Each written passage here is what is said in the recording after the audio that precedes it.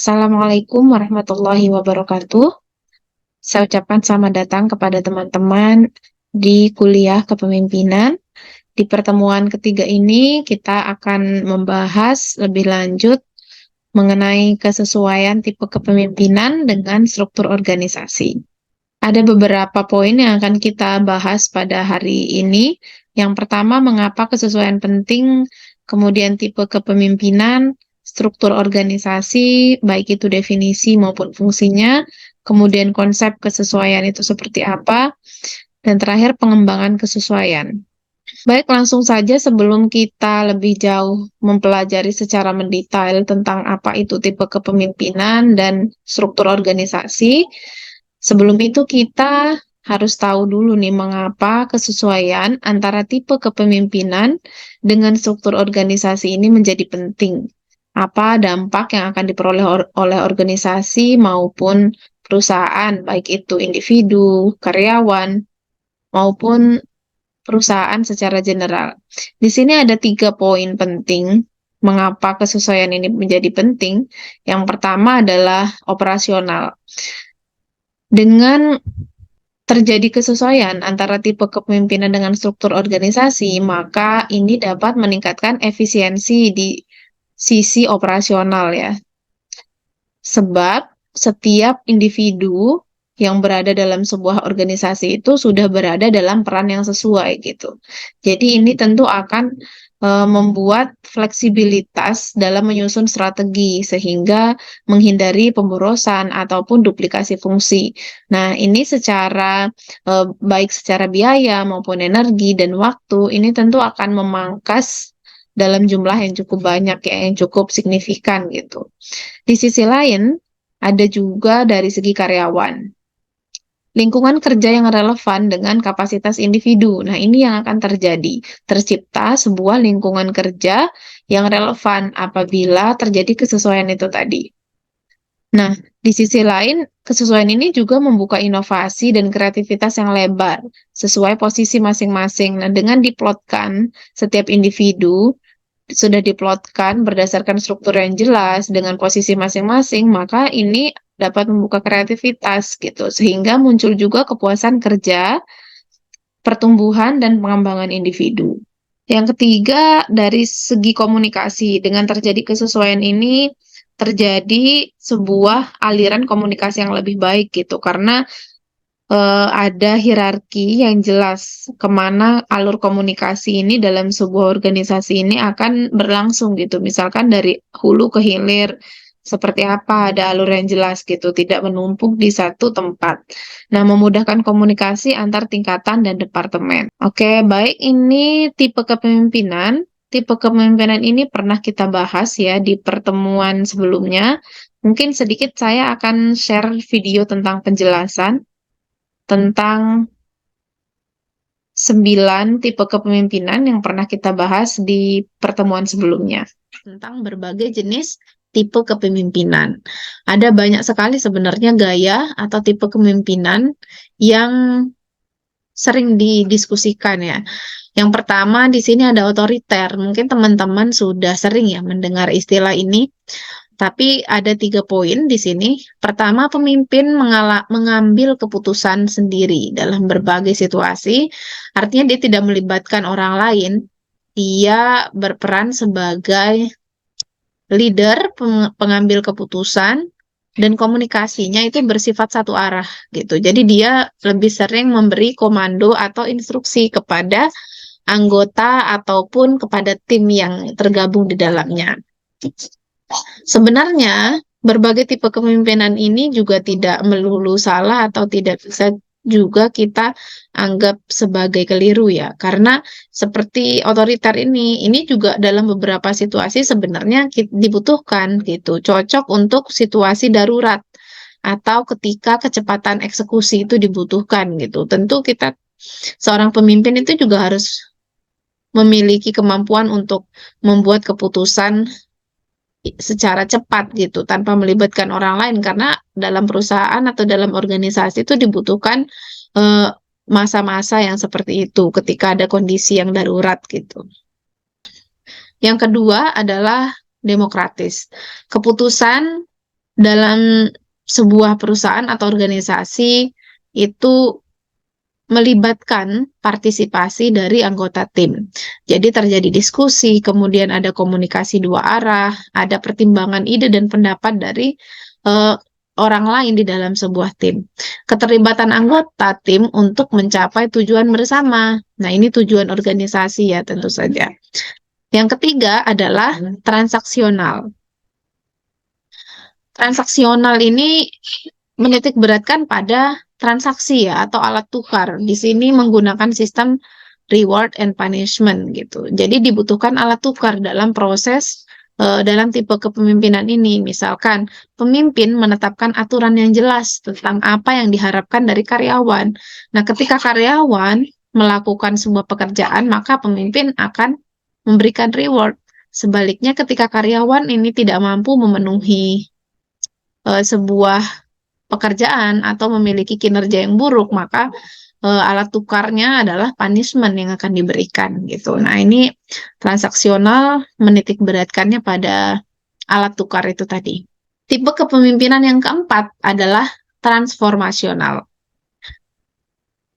Menginspirasi tim untuk mencapai hasil yang melampaui harapan. Jadi pemimpin ini bagaimana caranya dia berusaha untuk mendorong anggota tim untuk melakukan inovasi maupun kreativitas yang positif yang berkaitan dengan tugas-tugas harian maupun dalam tujuan organisasi. Pengembangan individu dan pemahaman visi bersama. Nah, ini yang disoroti dalam kepemimpinan transformasional. Kemudian situasional. Kepemimpinan situasional ini menyesuaikan gaya kepemimpinan dengan kebutuhan situasi dan kemampuan yang dimiliki tim gitu. Jadi pemimpin ini harus pandai-pandai melihat ya, harus peka terhadap kondisi maupun situasi yang sedang terjadi dalam perusahaan, dalam organisasi gitu. Nah, pemimpin ini akan merespon sesuai dengan stimulus yang ada dalam perusahaan. Fleksibel dalam mengadopsi pendekatan yang paling sesuai. Tipe kepemimpinan yang keenam adalah laissez-faire. Jadi, tipe kepemimpinan ini memberikan kebebasan penuh kepada anggota tim untuk mengambil keputusan. Ini lebih bersikap membiarkan ya atau melepaskan, memberikan kepercayaan kepada anggota tim untuk mengambil keputusan dalam berbagai situasi gitu. Jadi tipe kepemimpinan ini cocok untuk diberikan pada tim yang memang mereka memiliki keterampilan yang tinggi gitu, sehingga pemimpin hanya mengawasi sedikit saja gitu, pola kerjanya seperti apa gitu, bisa evaluasinya bahkan bisa setelah proses pengambilan keputusan dan dan pemberian tugas gitu. Nah, itu tipe kepemimpinan yang keenam. Yang ketujuh ada servant. Nah, servant ini pelayan ya. Jadi pemimpin melihat dirinya itu sebagai seorang figur yang memberikan pelayanan bagi anggota timnya. Fokus pada pemenuhan kebutuhan anggota tim dan membantu anggota tim untuk berkembang gitu. Yang kedelapan ada tipe kepemimpinan visioner. Fokus utama dari tipe kepemimpinan ini adalah masa depan atau tujuan, mengidentifikasi tren, peluang, dan tantangan gitu. Jadi benar-benar berfokus kepada visi di masa depan ya. Visi ke depan itu seperti apa. Nah, dengan fokus yang dimiliki tersebut, akhirnya pemimpin ini sangat peka sangat berfokus untuk mengetahui, mengasesmen apa yang terjadi di lapangan, peluang, tren, dan tantangan yang sekiranya terjadi.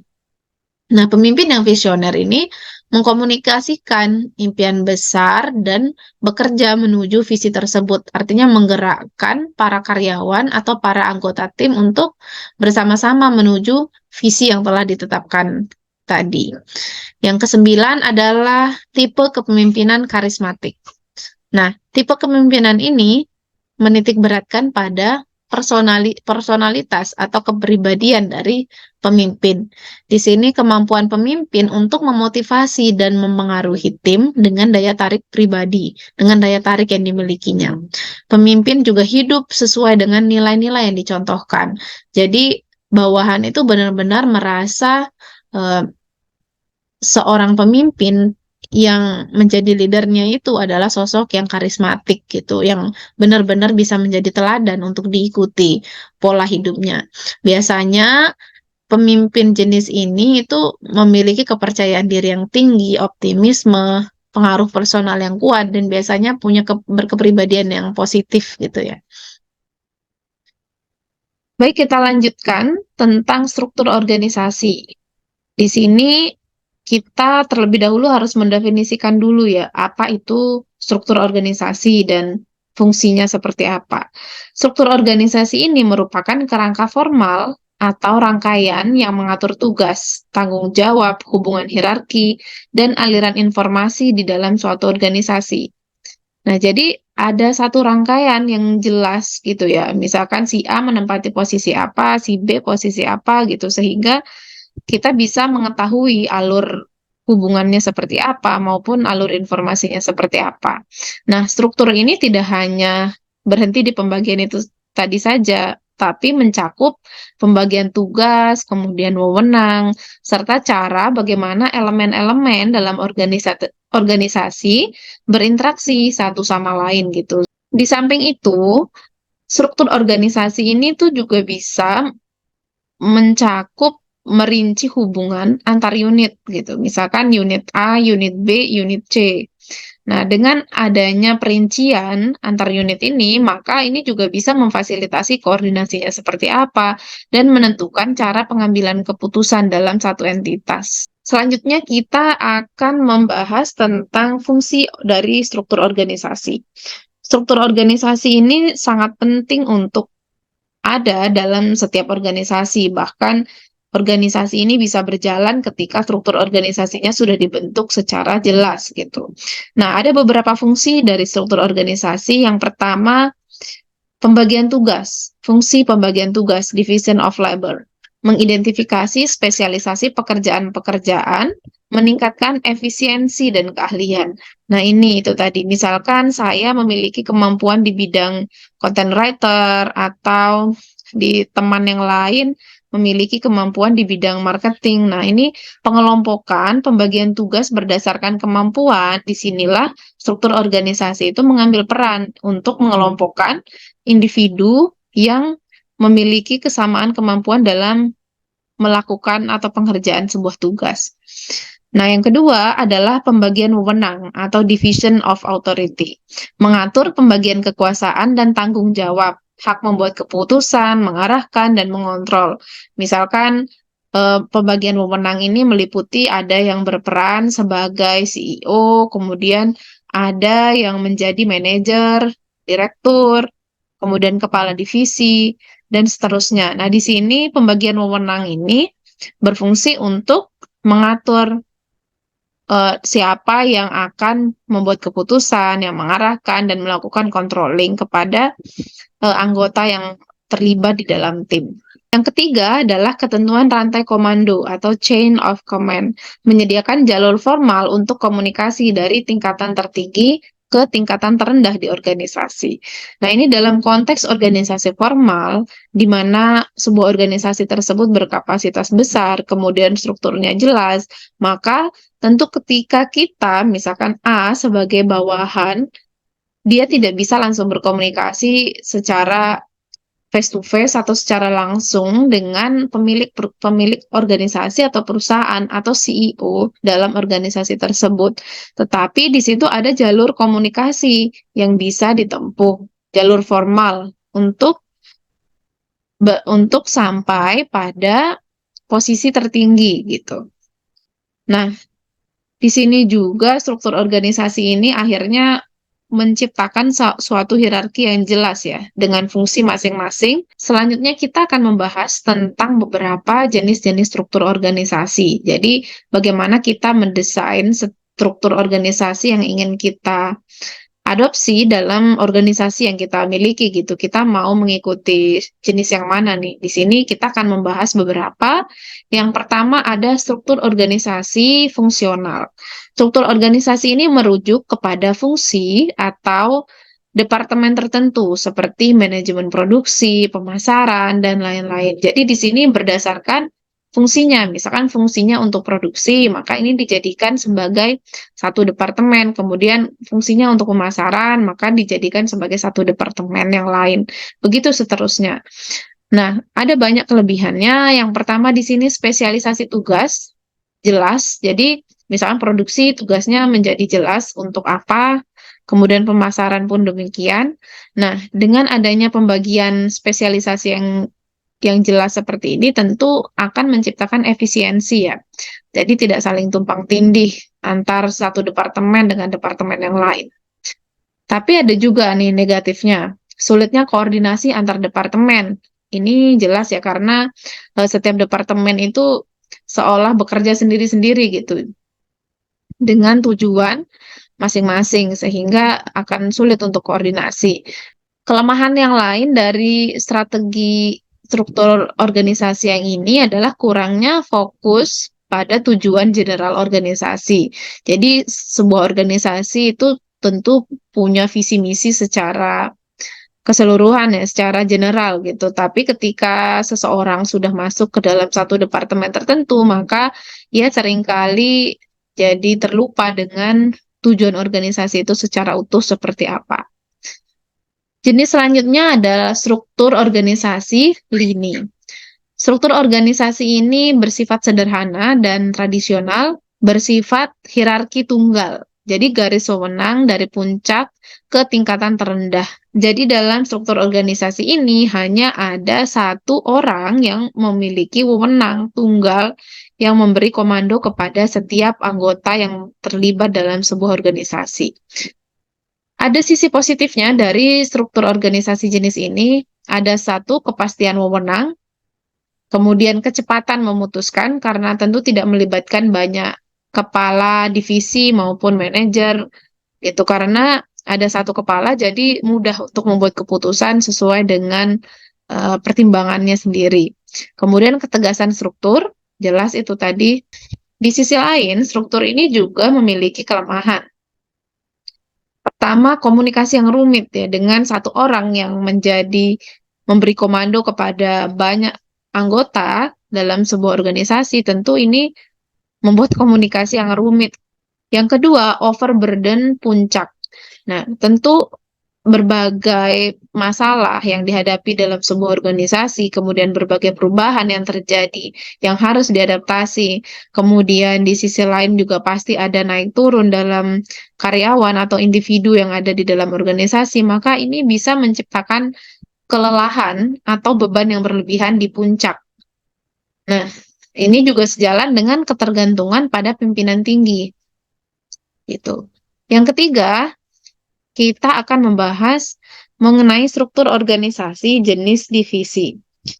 Nah, struktur organisasi jenis ini membagi organisasi menjadi unit-unit bisnis otonom yang bersifat independen. Nah, kelebihannya fokus pada segmen bisnis tertentu, kemudian lingkungan bisnis yang beragam. Sedangkan sisi negatifnya memiliki potensi duplikasi sumber daya ya. Karena adanya segmen yang terpisah, maka duplikasi sumber daya ini menjadi tinggi gitu. Kelemahan yang lain adalah koordinasi yang sulit antar divisi. Struktur organisasi yang keempat adalah struktur organisasi proyek. Jadi struktur organisasi ini diciptakan sebenarnya seringkali untuk jangka waktu yang pendek gitu. Misalkan pelaksanaan proyek tertentu. Sedangkan pola dalam struktur ini, tim memiliki tanggung jawab dan otoritas sendiri. Ada beberapa kelebihannya. Yang pertama, fokus pada proyek. Itu proyek yang menjadi tujuan dari terciptanya tim itu sendiri. Kemudian cepat dalam membuat solusi.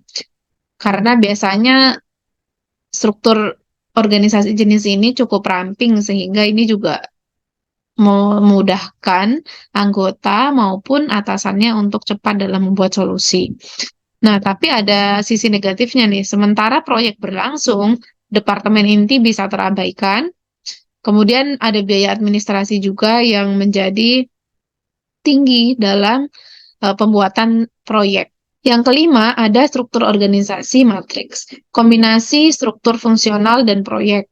Nah, jadi jenis matriks ini memang bisa mengkombinasikan dua atau lebih dari jenis struktur organisasi. Dalam hal ini kita ambil contoh jenis fungsional dan proyek. Jadi di sini memiliki dua atasan. Jadi dua atasan, yang pertama itu atasan di tim proyek yang sedang dikerjakan, yang kedua adalah atasan di struktur fungsional secara general gitu, secara lebih luas. Adapun kelebihan dari struktur organisasi jenis matriks adalah fleksibilitas dan responsivitas terhadap perubahan yang terjadi, kemudian peningkatan komunikasi antar departemen. Karena tadi ada yang tergabung dalam proyek, kemudian ada yang kembali tapi tetap terlibat di struktur fungsionalnya, maka ini bisa meningkatkan komunikasi antar departemen karena banyak yang tergabung dalam sebuah proyek. Struktur di sisi lain, struktur organisasi jenis matriks juga memiliki kelemahan, yaitu pertama ada tuntutan ganda.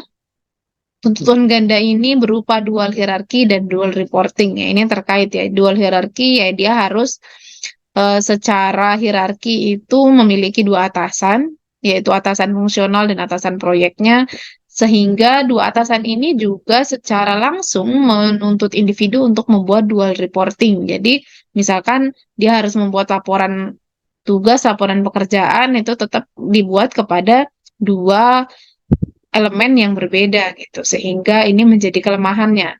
Struktur organisasi yang keenam adalah struktur organisasi jenis virtual. Ini menjadi struktur organisasi yang terbaru mungkin ya, yang sering kita jumpai di media sosial maupun di berbagai platform digital.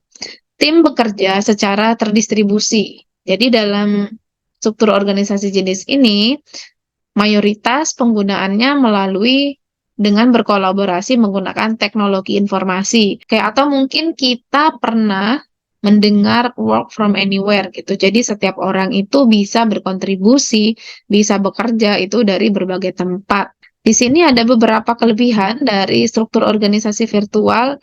Yang pertama ada fleksibilitas waktu. Tentu dengan adanya tuntutan untuk mengerjakan sebuah proyek atau sebuah tugas melalui virtual dengan jam kerja yang bebas gitu, ini menjadikan karyawan maupun anggota dalam organisasi itu memiliki fleksibilitas waktu. Nah, mandiri dan terampil. Nah, ini juga merupakan sebuah kemampuan yang terstimulasi ketika seseorang itu tergabung dalam struktur organisasi virtual. Di sisi lain, jenis ini juga ada kelemahannya, yaitu keterlibatan rasa kepemilikan terhadap visi dan tujuan organisasi bisa berkurang.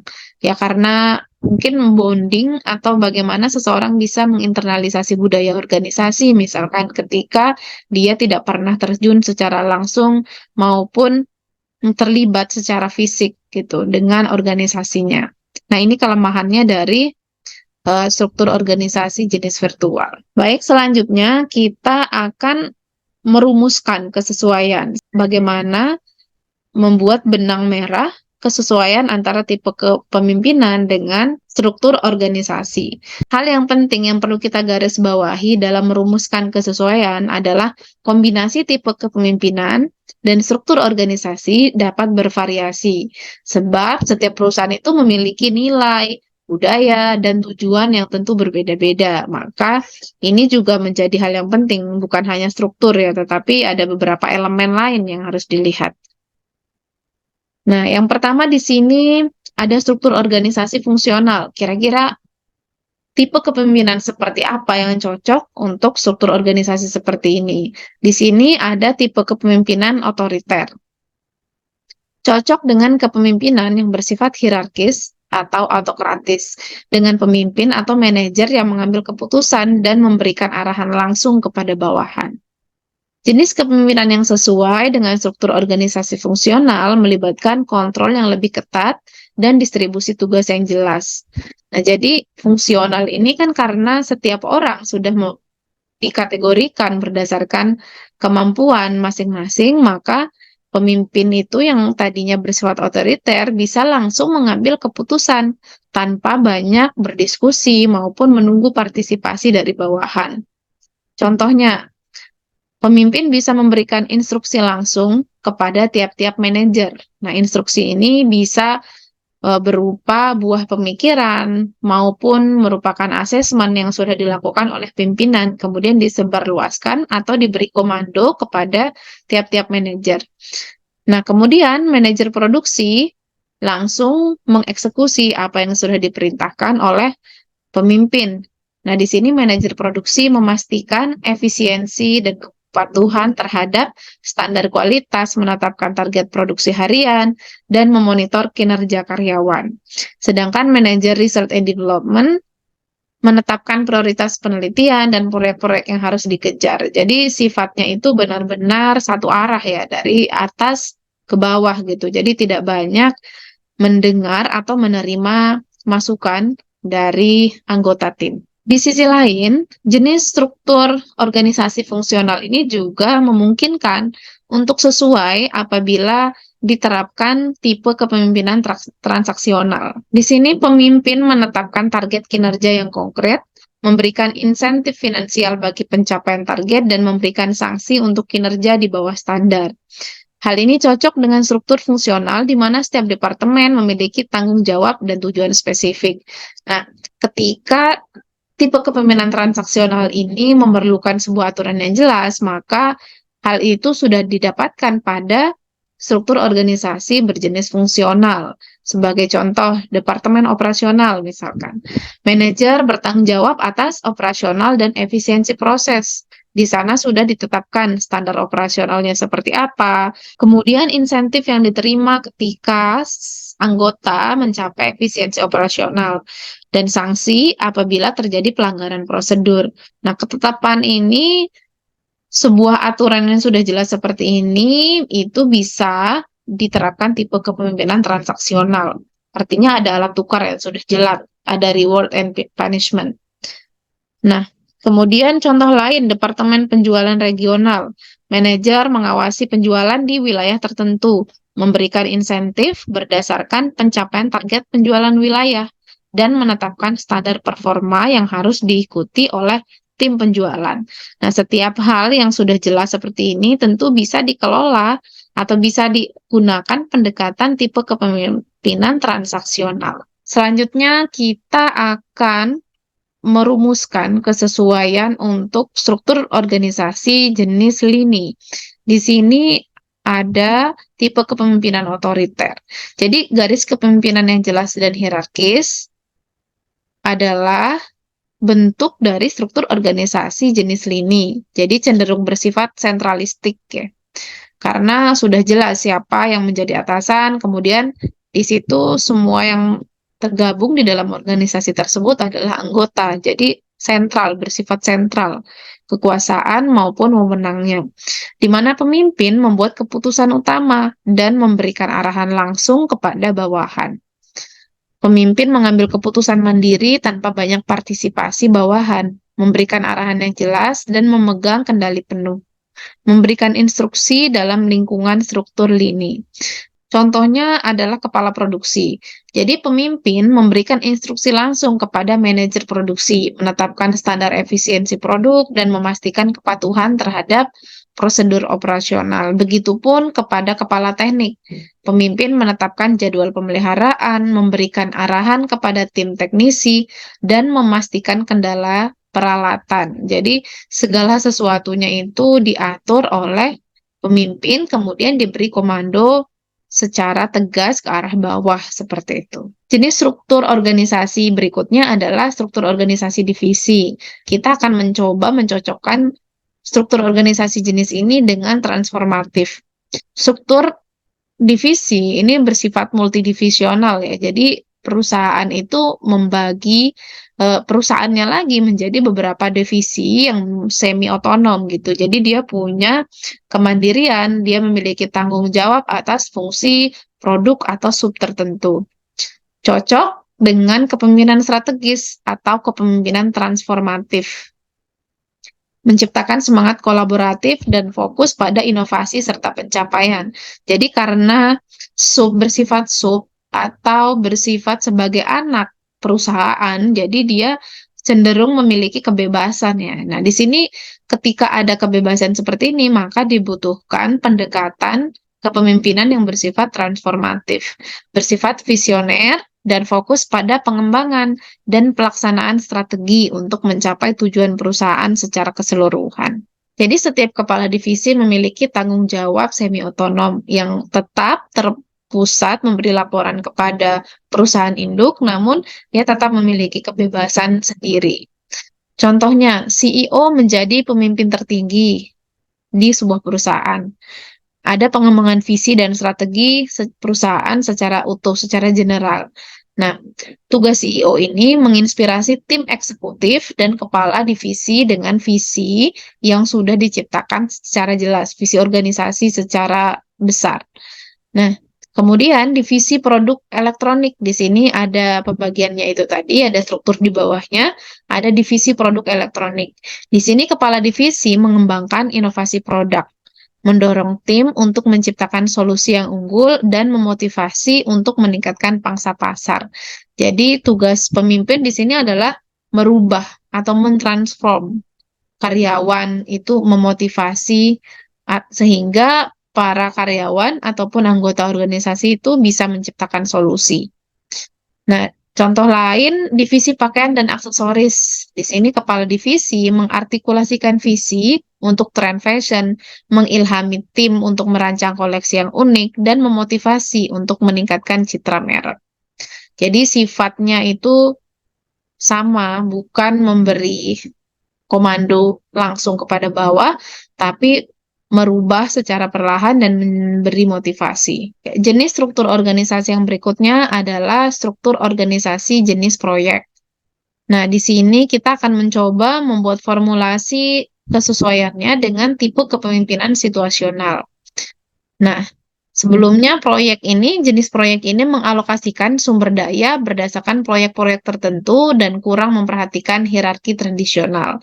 Jadi dia itu sangat berfokus pada misalkan sudah dibentuk satu tim yang mengerjakan proyek A, kemudian proyek A ini juga memiliki kebebasan untuk mengatur dirinya sendiri gitu, untuk mengatur proyek yang sedang dikerjakan.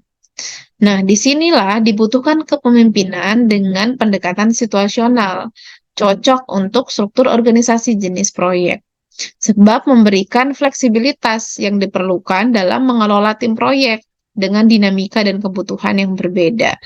Nah, jadi ketika menciptakan tim proyek ini sebenarnya dia tetap menginduk ke perusahaan utama, namun dia tetap memiliki kebebasan. Nah, dalam pengerjaan proyek ini tentu akan terjadi dinamika, perubahan-perubahan yang butuh adaptasi.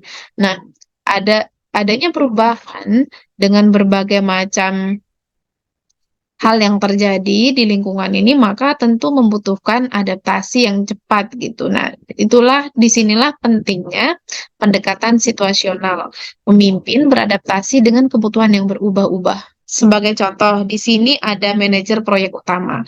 Manajer proyek utama ini akan menyesuaikan pendekatan dengan kepemimpinan berdasarkan kebutuhan tim proyek yang sudah dibentuk, memberikan dukungan tambahan saat diperlukan, dan memastikan aliran informasi yang efektif. Jadi, sifatnya perusahaan atau organisasi secara general itu hanya bersifat mendukung, kemudian tim proyek ini berjalan secara mandiri. Nah, kepala tim desain yang terlibat dalam proyek ini mengidentifikasi kebutuhan spesifik dalam proses perancangan, menyesuaikan tim dengan perubahan dalam rencana proyek, dan memberikan bimbingan yang sesuai dengan kemajuan proyek. Jadi kepala tim inilah yang memantau terus-menerus bagaimana situasi yang terjadi di dalam tim proyek itu tadi. Sehingga dibutuhkan pendekatan situasional, yaitu pemimpin yang bisa beradaptasi dengan perubahan situasi yang dialami di dalam tim.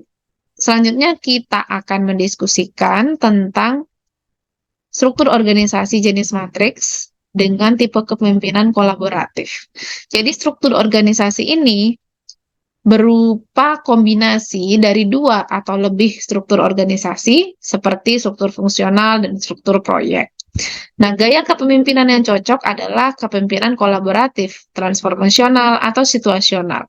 Jadi di sini ada beberapa pilihan ya, atau bisa juga kolaborasi atau perpaduan dari beberapa tipe kepemimpinan itu tadi. Pemimpin bisa menavigasi tantangan yang muncul dari dual reporting lines dan bekerja secara efektif dalam lingkungan dinamis. Sebagai contoh ya, di sini ada manajer proyek, bekerja sama dengan manajer fungsional dan tim proyek, berkomunikasi secara terbuka dan memastikan sinergi kebutuhan proyek dan kebutuhan fungsional. Jadi di sini sudah melibatkan adanya kerjasama ya, di sini kolaborasi, kemudian keterbukaan dan sinergi terhadap kebutuhan proyek. Di sini ada pendekatan situasional.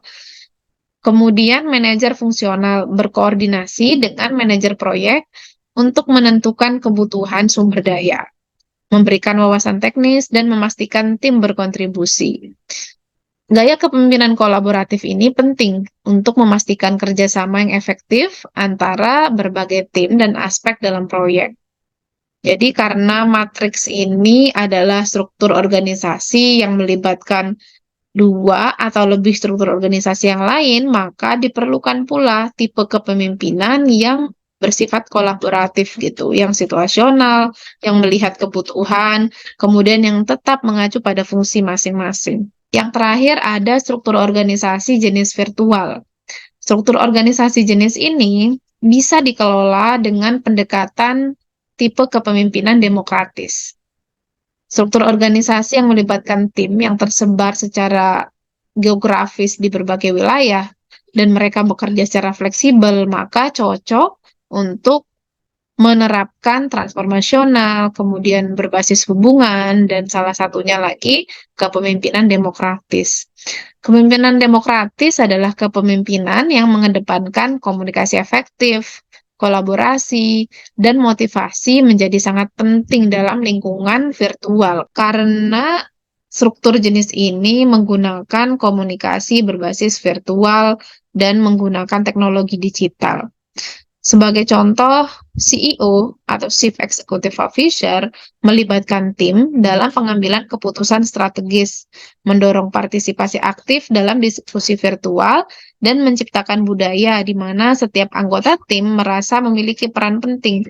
Jadi setiap orang di sini terlibat secara aktif ya. Di sini tidak hanya menjadi pendengar atau orang yang menerima perintah, tetapi semua orang memiliki suara dan CEO-nya memberikan hak atau memberikan kebebasan untuk itu.